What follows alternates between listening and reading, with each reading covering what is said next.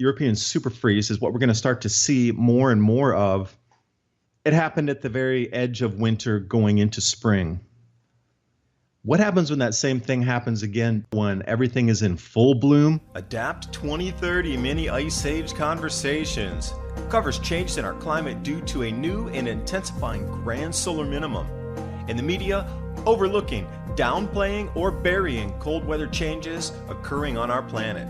This is in order to keep the global warming agenda steaming full speed ahead. I do this podcast and radio program because we need to begin conversations on how to adapt our food growing strategies long before 2030 as agricultural zones shift, affecting global crop output, but very few mainstream media outlets are talking about the most important issue of our time: cold weather crop losses.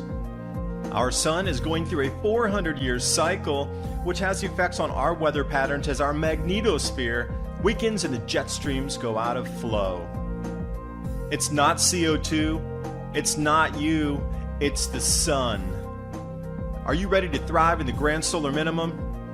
Then join me for Mini Ice Age Conversations. I'm your host, David Dubine. Good morning, good afternoon, good evening to everyone, wherever you are on this planet. We can share ideas, solutions, thoughts moving forward. My name is David Dubine, creator of Adapt 2030 Mini Ice Age 2015 to 2035 channel on YouTube, my website, oilseedcrops.org, where I've been working on this for the last few days, putting up the resources for the grand solar minimum. So you have a repository of information feeds, maps, temperatures, news aggregators, and everything in one location so you can have everything at your fingertips. And as I started my channel a couple of years ago, I really got into cryptocurrency because of what smart contracts can offer for grain deliveries as we move into the crop losses. And when these economies start to shrink, stagnate, local banking has some difficulties with letters of credit. This is what really drew me into the whole usage of crypto. And in my forecast at that time with the grand solar minimum intensification, I had talked about the movement of the weather changes and crypto as a DNA strand moving. And I was stating that as we get closer to the crop losses, the more regulation will be put in place to bring in larger institutional investors, and there'll need to be a sort of a foundation set with regulation before the big money comes in. And I was saying, use that as a benchmark to determine how quickly everything is changing and how close we are getting to the food crop losses. Authorities taking steps now to actually put laws in place so then larger money can come in, because this is going to be what needs to take place for us to move over to a new system. Countries are getting on board now using this, offering their own crypto sovereign tokens. I mean, it's coming to a level that has been forecast. I want to wrap this into sort of a package today so you understand why crypto is being used, pushed, and it is going to be the new money system. And I know so many of you are against it. I know so many of you are for it. You're excited about it. You see it as a new way for technology, usage and transfer of money, wealth. A lot of people talk about, what if there's a solar flare? What's going to happen with the electricity grid? Are we still going to have a blockchain after such a large event like a Carrington type event? And speaking of forecasts, I really wanted to cover what's going on with the grand solar minimum. It is becoming very evident that we are into the next step of amplification into the food crop losses globally. The amplification that's happened over these European super freeze is what we're going to start to see more and more of. It happened at the very edge of winter going into spring. What happens when that same thing happens again when everything is in full bloom and shoots are above the ground, plants are coming up into several inches, several centimeters high, and we get another one of those super freezes that comes down? This is exactly what the grand solar minimum effect is with the fingerprint. And you look through history and you see it again and again. Now, the most famous of the grand solar minimums obviously is the Maunder minimum. But we also do have other minimums that aren't talked about too widely. The Sporer minimum. Abrupt Earth Changes with Sasha Dobler covers this the best of anybody that I've seen. He's done, free ebooks, free PDFs. And again, that website is Abrupt Earth Changes. He covers what happened during the Sporer minimum. Now, this is in the 1400s, late 1300s, 1400s. Our records are sketchy at best, even going back then, because through history, there's just been so much lost through wars. The Vatican has confiscated so much stuff and put it in their private libraries. And not to point the finger just at the Vatican per se, but museums routinely have just so much stock, if you will, of history, but they just all keep it out of eyes of you, the individual, going to be able to see what's there. We really don't even know how much is left from these prior time periods because it's in private collections. It's been stocked away and put in basements of museums. And the most infamous of these would be the Vatican Library. Even with somebody through glass, you're not even allowed to view what's down there. They can't even bring it to you to take a look through glass. That's how much information is being hidden out of view. And then we go a further step back into the 1100s or so with the Oort minimum. How widely is information disseminated from around the 1100s? Think about that. Go back to the 1100s and really just pick your brain right now. How much information written survives from that time period? We certainly have tapestries, etc. But then let's go even a further step back. Well, now they don't even have names any longer. They just date it. We'll go back to 79 AD. How much is surviving written record from the Vesuvius eruption era? That's the most famous time marker for that time, 79 AD. We really don't have much to go on. There's some climatic records at the time, but the best kept seem to be in Arabic language and also in Chinese language. The traders were at the top of their game at that time. We got the Silk Road as well. The Arab traders were all over the place. Phoenicians even further back. But it really gets very murky back when we go back in time. So the best we can look at it for the matchups and the records and what we're starting to see again with these same exact types of freeze outs that were destroying crops. Pretty good. We're going to have to start around with Sasha's information, Sporer minimum going forward. But you start to see the same thing again and again. They keep talking about routinely giant-sized hail, mix-up in weather streams, out-of-season storms, and routinely the thing that was killing their crops was exactly what we saw in Europe, but later. So imagine if that same setup comes where the intrusion goes into the jet stream, or up into the Arctic Circle, we get the blocking pattern, and it forces that cold air down over the northern hemisphere again into these same exact areas. But a month and a half later, this is what they experience. So if we're already starting to see the same exact blocking patterns, this is kind of a scary thing to wake up to. Now it just needs to push out further in the season, and we get exact matchups with what happened in the 1800s, 1600s, 1300s, 1100s, and 800 AD. That should terrify you right there. You should definitely be taking looks and steps right now, looking at ways that you need to start growing your own food, at least practicing. So as I've said, look for the matchup, and another indicator beyond what would be temperatures or different kind of proxies. You can use pollen count, tree rings, carbon-14, oxygen-18. There's a lot of different proxies, stalactites from caves. There's so many that we can use to reconstruct temperature. And you got drift, the raft drift, like, when icebergs break off and they float out to sea, they have, larger pebbles and they have dust in them. And then wherever it drops in the ocean, they do ocean core drilling, and then they can see how much rafting took place and how much glaciation was at a time when it was more glaciation or less. There's a lot of proxies going on with our temperature reconstructions. And it doesn't seem that the mainstream media picks much up on these because the variance in temperature is a natural phenomenon. It's always up 2, down 3, up 4, down 3, up 2, down 2. It's like that. It's natural. But when we come to this exact modern time right now, the proxy for the movement forward to the food shortages is definitely the introduction of cryptocurrency in our world. And as it was explained to me, it's a lifeline for our global economy and trading. Whoever's in charge out there understands what's about to happen with our global banking system in terms of shrinkage due to people spending more on food. Now, the fingerprint of the grand solar minimum is population migration, economic contraction, and crop wipeouts. Let's start off with Australia. Remember, the southern hemisphere is leading the northern hemisphere by 1 season in terms of the cooling. Now, going back to historical record, also this has a cycle where the grand solar minimum starting intensification, sometimes it starts in the northern hemisphere, where the northern hemi will lead the southern hemisphere by 1 season. And then others, it seems to flip-flop. Every second grand solar minimum, it turns seasons on the hemispheres. So this seasonal lead out, we have to go back to 800 AD to find the southern hemisphere leading. Well, let's go with it. Australia is going to lead. So what you're going to look for is the amplification of the weather in Australia will dictate the amplification of what's going to happen for us.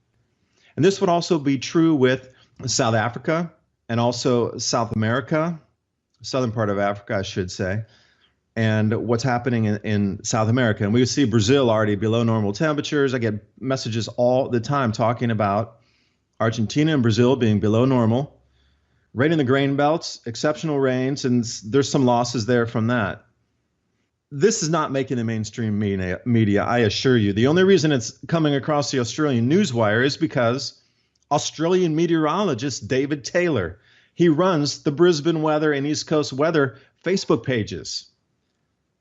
And what he does is use climate reconstructions, including sunspot and solar data, to make his predictions. He predicts where the droughts are. He follows historical cycles and the sun to come up with a forecast for the future. And here the BOM is trying to use statistical models from the IPCC that don't even take into account cloud forcing and Southern Ocean circulation currents. They forgot those two major things on our planet that drive climate. I don't know how they forgot that, but anyway, they did. Somebody established is coming out saying that solar cycles drive our climate on our planet. And I am so happy. I want to get this. David, if you're listening, I want you on my radio program. I want to talk to you about how you forecast models using solar activity and what you see moving forward, because this is just the beginning of it. We're in what I consider the second year of amplification. So if it gets this cold and they're breaking all-time record temperatures, the second year into the amplification, when we don't even reach the most climatic, traumatic weather until 2024, I'm really wondering what's going to happen in those next several years following. A few people I'm talking to also are saying that by 2020, the crop losses will be in the mainstream media daily, and this is going to create a global panic. People are going to pull their money out of their savings accounts. They're going to cash in their retirement accounts, and they're going to use that money to get ready. This in turn will have the knock-on effect of crashing economies left, right, and center, because we know as fractionalized reserves or fractionalized banking, for every dollar that you have in there, they're loaning out multiple dollars on top of that. And every country is a little bit different. But in the United States, it's up to 99 US dollars that are loaned out for every $1 in an account somewhere. Some countries aren't that extreme. Some countries are around 18. So every $1 in means they can loan $18 out. So the same is true contracting when people pull the money out and it's no longer on the books. They have to also reduce that fractional reserve amount of lending back and rein it in to match. This is one thing that's been not widely talked about as the cause of the contraction, or will be contraction, around 2020. As people pull their money out, the banking system will contract because of the fractional reserves that are going on. I'm curious how this is really going to play out, because how long is it before everybody understands what's happening with the food crop losses? What's that 100th monkey effect? When it rolls over and consciously everybody is awake at the time, like, uh-oh. Nobody told us about this? What do you mean? They knew this thing was coming for the last 7 or 8 years? You got people on YouTube talking about it. You got meteorologists talking about it. But why didn't it make the mainstream media? And why am I sitting here in line waiting for food now? There's going to be a lot of angry people out there. A lot of angry, scared, misinformed people that are not going to know what to do, except they're just going to take money out and try to buy something to get ready. And think about yourself. Like, if the news came to you and it said, all right, hey, crop losses are here. Everything from now on is going to get more expensive. And there's going to be greater losses next year, which means that there'll be even less choice, less availability on the market, and the prices are going to double again next year. What would you buy to get ready? Now think about that yourself and then take it out. You're going to be competing with others at the same time that are all waking up. So do some analysis on what you think people might buy. Okay, let's start with something super simple, shovels. I understand there's a lot of shovel manufacturers, and shovels can be, manufactured quite easily. The normal garden shop or wherever you go to, Home Depot, how many shovels are there? 15? 10? What if everybody buys those out? Great. Well, they're going to have to reorder. It's going to take a minute to get the shovels back in. And what happens if the just-in-time delivery system's not working? Or what happens if the 30-day, 60-day, 90-day letters of credit aren't functioning properly because the banks are having difficulty due to everybody pulling their money out, and LCs aren't being issued anymore? How are we going to do global trade? This is the whole reason that cryptocurrency is being introduced, so we can still buy and sell globally. Because it doesn't matter. I'll just lock up some ether in a smart contract, and with the manufacturer and the distributor and the shipping company in the middle somewhere. Funds are all distributed and guaranteed payment, smart contracts. Remember that. Most people are using Solidity at the moment, but there's this new thing coming out called secret contracts where they're going to use a side chain. So it's like this, the blockchain, when you're doing a transaction, everything's within the chain itself. So sometimes the times are a little slower than they should be. And the execution, the hash rates are using up the availability of the chain itself to operate at a more optimal level. So what they're going to do is they're going to take these where they go off chain, side chain, and they're going to do the transaction on the side chain, not on the main chain. And then they're just going to get the result, either proof of work, and then they're going to put it back in as the transaction being completed, and then they're going to run it that way. It's the simplest way I can explain it. It's almost like you as a baker, if you're going to do a little side lot of, 12 muffins of something different over here, but you're doing a whole run of 500 loaves of bread, but you're going to pull a little bit of dough. You're just going to go over there and do the muffins on the side, and then you're going to bake those, and then you'll bring them back in, and you'll put it out on the storefront. It's something like that, but the whole chain moving forward. These secret contracts are going to be able to allow people to, shall we say, buy and sell more anonymously. It's going to be moving forward. Enigma as well. So we're starting to see giant leaps in the usage of smart contracts. They're putting it out into such an easy format now that instead of having to actually program Solidity to set up a smart contract on a buy-sell transaction, it's going to be more of a form fill-in where they'll actually ask you to put the parameters in where then you can add another field if you want to. And then as you fill in the fields, like let's say wheat, okay, it'll ask you what is the commodity that you wish to trade, and then you'll put in wheat. But then behind there, it'll be programmed in for you so you don't actually have to program yourself. But it's nice to know so you can back check after you get the contract set that if you're reading the program correctly, that everything in the parameters and the execution fields are good. But they're bringing it down into use of ease where everybody can use it. Because I don't know a lot of people that can program Solidity. I have my basic skills in that, but still I have to ask people all the time for help. When they can bring it into just a form fill-in and then two parties can trade on that, that's the direction it's moving. So by 2020, it's going to be very apparent that the introduction of cryptocurrency, the crop losses, they're all starting to weave together at that point. And if you're to listen to this radio program in 2020, you'll go, damn, how did that guy even understand how those two worlds are going to mesh together? It's all about the money. Follow the money. What would you do if you knew the global economy was going to contract because of the food prices? What would you do? Put your brain in a global leader position. Take yourself out of your complacency and put yourself into your leading people. And you're trying to mitigate the death toll. What would you do? This is the question you need to run with in a mind experiment. Now let's go over. I'm going to jump over to the Watchers News. I like the Watchers. I've been following these guys for several years now. They talk about earth changes, severe weather, and space weather. They have some incredibly good headlines that aren't picked up in other news feeds. And now the Atlantic Multi-Decadal Oscillation, the AMO, which is that conveyor belt of warmer water that, keeps Europe warmer than it would be, because when you look at places across Europe, they're on the same latitude as Moscow. Now, without that conveyor belt bringing that warmer water, Europe would be pretty much like Moscow during the winters.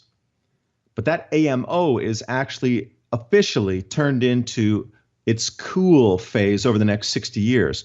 That's not anything to do with the sun in terms.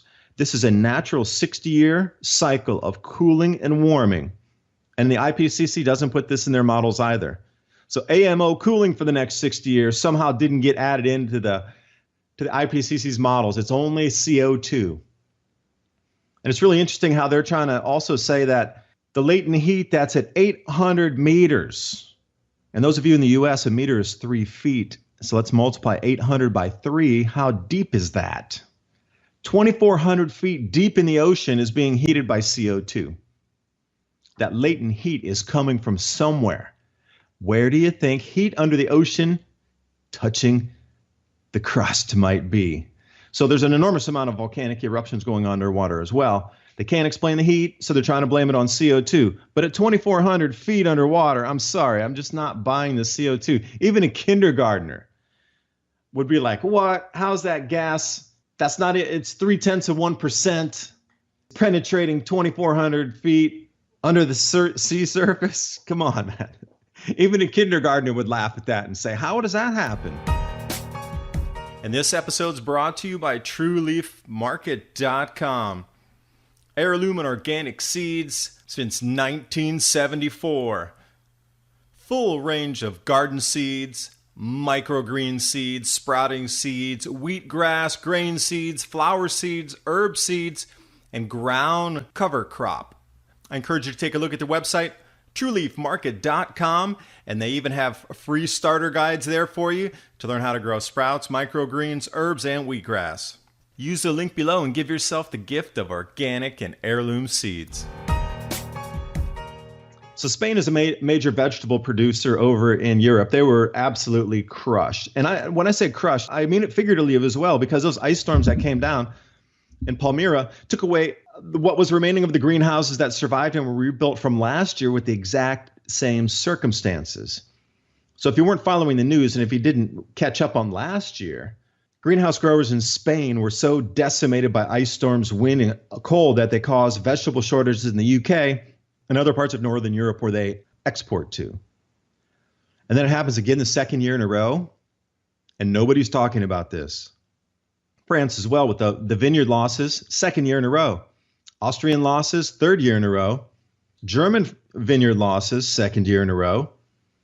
But somehow it just, because it's only second year in a row, it's just something, oh, well, it's just part of weather. It's just weather, don't worry about it. It's not climate, it's weather.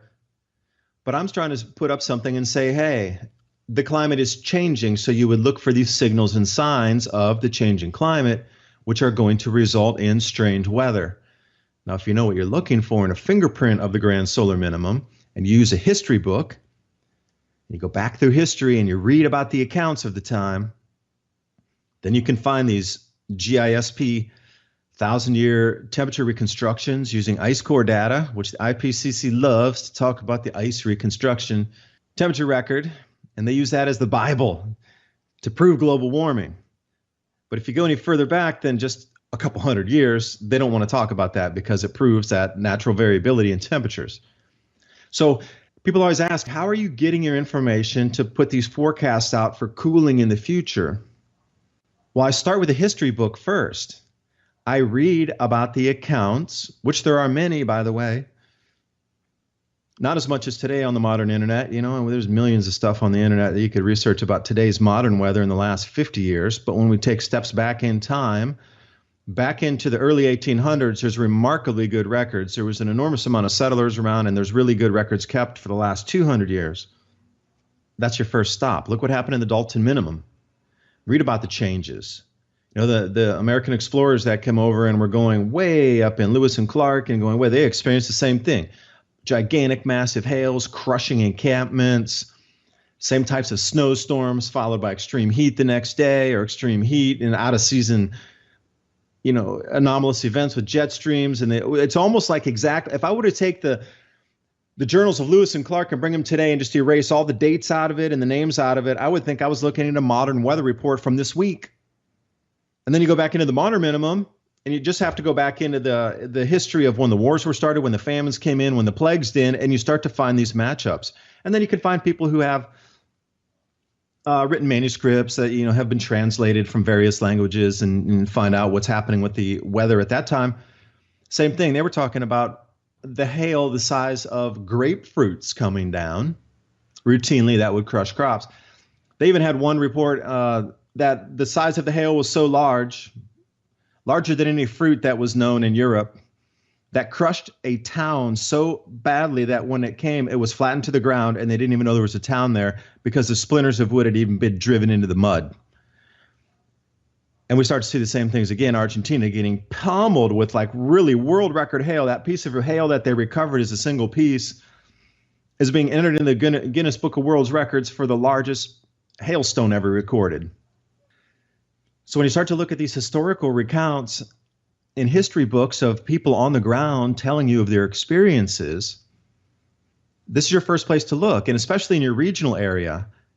You know, you have local libraries, local universities, and they have a way better collection, and you can actually talk with the librarians person to person and then ask them for something. And, you know, librarians are really cool. They know a lot of, secret information, if you will. They're like, oh, there's this one book nobody ever gets out, but there's some cool stuff in there you should look at. There's these lithographs you need to check out in this one book, but it's not, it hasn't been scanned or on microfilm yet. You can only find it this one place in the library. These are your best resources. And there's so much information that verifies these cycles in history, and we're just starting to see the same thing again. So I start with the written accounts, and when we start to see the same thing talking about France, the revolutions going on there, all brought on by wheat crop losses and vineyard damage, that's the reason they started the fruit walls. Now, fruit walls are south-facing, and then you grow your crops so the south-facing wall absorbs heat during the day. You can grow vines on there, and you notice at the end of that particular time period, they're literally walled cities because these walls were not for enclosures for animals. The walls were there to absorb heat and put crops along them so they could still continue to have agriculture in the country. You got to look up fruit walls. Not many of them are left today because they were used for building materials, and they were moved out of the way when new areas of development came through. So what was back then, 350 years ago, is not still in place, but the fruit wall infrastructure apparently was a never-ending maze, specifically around Paris. It was thousands of miles of walls of fruit walls around the cities. So when you start to see the same matchup in France, and then you got in Austria, we got in Germany, and then we got Portugal, and the list is long for the matchups. But somehow the mainstream doesn't really want to put two and two together. They just keep saying, oh, it's weather, it's weather. But I'm here to tell you, in my personal opinion, you can agree or disagree, but it's really not weather. It's the new climate that's just starting to show its normal pattern, which will intensify. So I don't know how many years it's going to take of this type of weather and these type of events and crop losses in the same regions before people start to say, well, maybe the climate is changing because of our sun going into a grand solar minimum. I want to come on a little point there too. I keep seeing again and again these links to articles that people send me by with the same parroted, repeated 0.3 degrees Celsius drop due to a grand solar minimum based on the total solar irradiance, or the TSI. The articles are speaking truth. They are. I'm not going to bag them. They're actually putting it out there. And I applaud some of them for coming out the way they do. And they say, hey, we are coming into a grand solar minimum. The temperature is going to drop 0.3 of a degree based on the total solar irradiance declines that we experienced over the last grand solar minimums. I applaud them for putting out the information. But then they stop there and they say, well, the 0.3 is not going to affect us. And then after, another decade or two, we'll resume global warming again because of CO2 influence. They're leaving out 90% of the other influences that drive and cause grand solar minimums and extreme weather. They don't talk about the cosmic rays. There has been a new report issued that the cosmic rays that were forecast to increase 20% over the next low solar cycle, already we've eclipsed that already. It's staggering. They're so blown away by this that they're scared what's happening. Because the cosmic rays are also responsible for increasing cloud cover. They were predicting a full 20% increase between the solar max and the solar min, but we're not even at the solar min yet, and it's already eclipsed 20%. So they're looking another 13, 14% increase, putting a 30, 35% increase in. That in itself is going to alter life as you know it. The cloud cover that's going to increase, the size of the hail, the electrical storm ferocity, the wind speeds, the out of sync jet streams. Our magnetosphere is weakening. That's the reason the jet streams are going out of place. But the increase in clouds, they're not talking about that. They're not talking about the weakening magnetosphere from the sun declining in its activity state on a 400-year cycle. They surely peg in these articles with 0.3 of a degree of cooling based on TSI drop from the grand solar minimum. They surely talk about the effects from the sun, but they don't really talk about the effects from the sun. They don't break it down. They just say, well, the sun's going to go into a solar minimum just like it does, but this is going to be sort of a longer duration minimum, and it's going to drop temperatures, but nothing to worry about. It's just, it's a cycle, but, IPCC missed that somehow. We're actually going to cool, but they still want your global tax money for everything that you consume, everything you buy, everywhere you go, because they're going to tax fuel. Somehow they missed that. But they're not talking about the cosmic rays. They're not talking about the wandering magnetosphere due to effects. And our magnetosphere is going to get weaker as we progress into the depths of the grand solar minimum around 2025. And at that point, what you're seeing now, the weather right now is incredibly mild compared to what's coming. What is about to rip our planet apart crop-wise will be remembered in history as the greatest wipeout of economy on the planet, as well as loss of life. There's more people on the planet now than there ever were. So the Maunder minimum, 25% of the world population died at that time. But you have to realize back in the 1600s, there were barely 1 billion people here. But when we come to today's numbers, there's 8 billion people on the planet. So in terms of everything, it's just going to be, levels above. And then they're not talking about volcanic eruptions with the aerosols in the atmosphere, which block sun naturally, a year without a summer, but then also that other particulates also have charge that, increase cloud cover, add to nucleation, add into the cloud bands, just these other things are not talking about. And the galactic cosmic rays themselves from the sun and galactic cosmic rays, both sources, have an effect on the planet that activates or agitates or does something with our magma chambers that creates more volcanic activity. And here these news articles are only talking about TSI dropping 0.3%. Okay, when you add in more cloud layers, that's going to drop it even further. And then when you add in volcanic aerosols, it's going to drop it even further.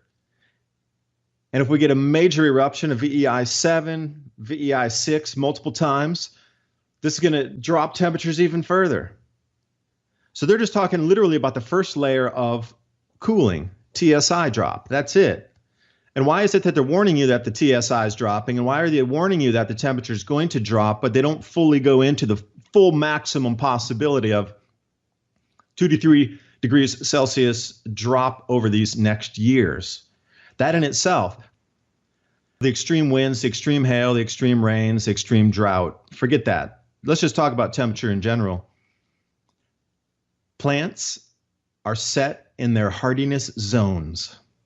If you drop the temperature 3 degrees Celsius, that's approximately 6 degrees Fahrenheit, that is going to take some plants out of their zones, for sure. Just that alone would damage crop production. And now let's add in the layers on top, extreme winds, extreme rainfall events, extreme hail. And we start to see this extreme drought. And that's another thing that the IPCC loves to say, that droughts caused by CO2, but you just really need a history book. And you can start to see that climatically, droughts are part of this. And California's, after it gets through this rainy period, what we see in these next few years, it's going to go into a mega drought. Far beyond this little drought that they had over the last few years, where everybody's saying, oh, the water's going to run out, the drought. That's small in comparison to a grand solar minimum drought that encompasses that part of the planet.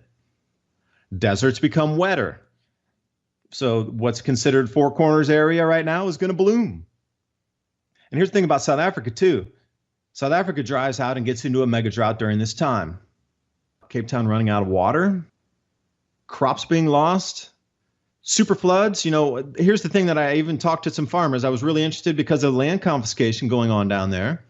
So I actually called some people I know that still are farmers down there, and I talked to them, and I talked to some other people I'm associated with and know that are South Africans that still have families and farms and businesses down there. I wanted to get the firsthand report of the crops. So I called down there, called somebody over around Durban, and then I called somebody down near Cape Town, both, 2 people, and then I had an intermediary friend who's not there right now, but we just talked So I got 3 different sources, and then they made some calls and they got back to me with some information because of the answers I couldn't get when we had our own questions going on here. First thing is the farmers reporting. The drought is there, but then after, if it does rain, it rains exceptionally heavy and everything just runs off and it floods and whatever was trying to come up just gets washed away. So the rains are not becoming more of a hindrance than they are a help at the moment. The ground is baked hard. And this was also explained to me that, hey, that drought is not 100% natural, but it also has, things to do with the engineering that's going on there and the water flows, et cetera. Now they're catching up. So if they can get this whole water engineering thing, maybe the drought won't be so severe around Cape Town. But anyway, that is part 1. Part 2, I really need to ask the question, South Africa is going into a mega drought that's going to affect crop production. Now, South Africa is a major wheat producer. South Africa is showing the very first signs of wheat losses that is going to be making news headlines. I do believe Australia will follow this year as well. But at the first time when you're looking in the Southern Hemisphere, currently, South Africa is the #1 most affected place in the Southern Hemisphere showing crop losses. It has to be reported now. It must. It has to. It's no longer sweepable under the rug. You have to report it because the losses are gargantuan. Which begs the question is, why is the ruling party allowed to go in and then remove white farmers from their land with no compensation? Is this, and my question to you, is this a political move to then explain the crop losses which are happening? Because even in the smoothest of transition from owners of farms and mechanized machinery and systems and trade, it's going to be a reduction anyway, even at the smoothest of transitions. But this transition is messy. So it really begs the question, is this political move allowed to happen to try to mask the losses that are happening in South Africa with the grain crops at the moment? Because you saw the playbook when Mugabe in Zimbabwe confiscated all the land from farmers. Their crop production went down to 0. It was a mess. You see hyperinflation in Zimbabwe. They had $1 trillion notes. Their crop production went to absolutely 0 after they confiscated all the land. Now, knowing that, could this confiscation of land currently be happening? And I'll leave you to come up with your own conclusion, whether it's to mask the effects. Because it's at the point where the world's starting to wake up. And once you realize that the amount of grain's not coming out of South Africa, how much is this going to affect the global price? And when that happens with the loss of grain in South Africa, people might start asking questions. Well, where else is grain being lost? Now, Christian over at Ice Age Farmer is doing an amazing job. You should check out his Ice Age Farmer wiki. He is compiling anomalous weather events and grain crop losses and different types of crop losses globally on a real-time map that you can add to if you find some crop losses in your local area. The amounts of grain coming out of a country, the losses over the total with what's in storage are called the carryover stocks in the silos globally, and do a forecast out if we just remain at today's loss levels, how much carryover stock is there to provide us through the next few years compared to an amplification of like step 1A up, step 2B up. And then what if those double in the crop loss amounts next year? What are the carryover stocks? How far can we carry out with that? And remember the loss of protein content as well. So this is my focus of study is trying to put out. And so far what I've come up with is 2021 is the rollover period. If we stay and we double what today's losses are, just even at the minor losses we're experiencing now, if we double that, and we'll see what happens. You can switch crops and you can bring new areas online. I understand that. Like Myanmar is a great example. They only use 50% of their arable land. They used to be the breadbasket of Asia. They used to grow the most rice in Asia. But again, that's rice. Cultures are used to their own native foods. Like, can you get Americans and Europeans to switch over to have rice every single day compared to having bread, wheat, and different types of things we're used to? So these substitution crops, I mean, millet. How many of you know how to cook millet? How many of you cook sorghum? Can you switch? These are the types of things that are going to come forward. This ethanol mandate too needs to be reversed, and we need to start using that cropland that's to waste in our gasoline tanks that doesn't have the same amount of calorific value to burn your gasoline. It's only 90% as effective. Let's say there's a 10% loss when you're using ethanol when you're adding to gasoline. You have to actually add another percentage on top because the ethanol density, when you're looking at the amount of literal power inside that, where the oil has much more than ethanol. So anyway, we need to get rid of that ethanol mandate. Take into consideration the amount of time that we do not have these days. Everybody's incredibly busy. So you can see why there's not a lot of action taken, going forward. Talking about these types of events is everybody is just so incredibly busy. There's a million distractions out there in the media, and the amount of distraction is absolutely going to increase as well as we get into the crop losses, because what's the best way to make you not think about something? Distract you. There should be more focus on the crop losses happening globally, but there isn't. There's more distraction, but there's very little attention paid to crop losses. And when you do, then it's tried to deflect and, don't talk about it. Move to something else. The distraction in the media would be your second indicator. Like the crazier it gets in the media, the closer we're getting to. And when a major war starts somewhere to really distract you, and we're not talking something small either, it'll be a major event. That we're really just a year or less away from the full world being globally affected by crops and rising prices to the point where it'll bring people out into the streets asking for governmental change. They're going to need that type of huge distraction to take the masses' minds off of the food price rises. And then at that time, too, they can also blame anything that's not being delivered on a global conflict or parts of a regional conflict. I don't think it's going to be a global one. I really doubt that. It'll be something regional, but big enough that it'll take up the news headlines every day. And also it'll be an area where they grow some food, so then they can explain that it's offline. And then everybody says, oh, well, yeah, that makes sense. It's offline over there. There's deliveries. There's a war going on. And it's just, I can understand why there's not. So maybe that's part of the reason that the losses are happening. So it's a very purposeful, very planned, very massive distraction campaign going forward. So just look for those things. The crazier it gets in the news, that's an indicator.